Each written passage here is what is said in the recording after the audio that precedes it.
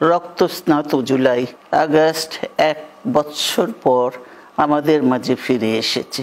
ছাত্র জনতার সম্মিলিত অভ্যুত্থানের মধ্যে দিয়ে ফ্যাসিবাদদের পতন ঘটেছে, সুযোগ সৃষ্টি হয়েছে নতুন করে বাংলাদেশকে গড়বার। বিএনপি চেয়ারপারসন খালেদা জিয়া হই আর সামনে যে সুযোগ সৃষ্টি হই নতুন করে গণতান্ত্রিক ব্যবস্থার প্রাতিষ্ঠানিক রূপ দিবে ইয়েন আরাতে দ্রুত সম্পন্ন গরম করিব। ব্যাকমণি ঐক্য বজায় রাখিবার আহ্বান জানায় তিনি হই আয়ন আর ব্যাকমণি মিলি শহীদ জিয়ার স্বপ্নরে বাস্তবায়িত করি, কোটি মানুষের নতুন বাংলা নির্মাণের স্বপ্নরে বাস্তবায়িত করি।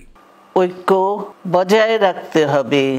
আসুন আমরা সবাই মিলে শহীদ জিয়ার স্বপ্নকে বাস্তবায়িত করি কোটি মানুষের নতুন বাংলাদেশের নির্মাণের স্বপ্নকে।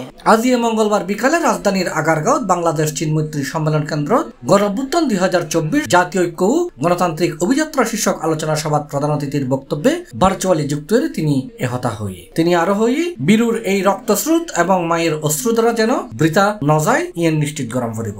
আমাদের সামনে যে সুযোগ সৃষ্টি হয়েছে নতুন করে গণতান্ত্রিক ব্যবস্থাকে প্রাতিষ্ঠানিক রূপ দেওয়ার, তা আমাদের দ্রুত সম্পন্ন করতে হবে।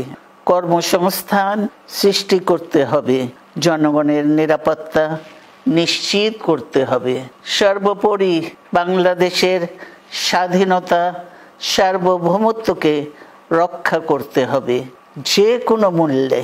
বীরের এই রক্তস্রোত মায়ের অশ্রুধারা যেন বৃথা না যায় তা নিশ্চিত করতে হবে। সাবেক প্রধানমন্ত্রী খালেদা জিয়া আরো হয়ে দীর্ঘ 16 বছর ফ্যাসিস্টদের নির্মম অত্যাচার, নির্যাতন, গ্রেফতার, হত্যা, গুম খুনের মাধ্যমে গণতন্ত্রের ধ্বংস এবং একদলীয় শাসন ব্যবস্থা চিরস্থায়ী করতে চাইল আওয়ামী লীগ শাসক গোষ্ঠী।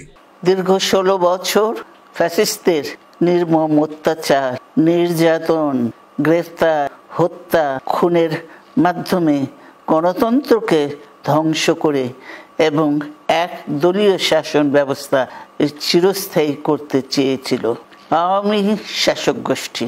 গুম, খুন, বিচার বহির্ভূত হত্যার শিকার যারা হয়েছেন তাদের তালিকা প্রস্তুত করতে হবে। দ্রুত বিচারের ব্যবস্থা ও রাষ্ট্রীয় স্বীকৃতি নিশ্চিত করতে হবে। প্রতিটি পরিবারের সম্মানজনক পুনর্বাসন ও নিরাপদ ভবিষ্যৎ নিশ্চিত করতে হবে। C+ TV, Chittagong.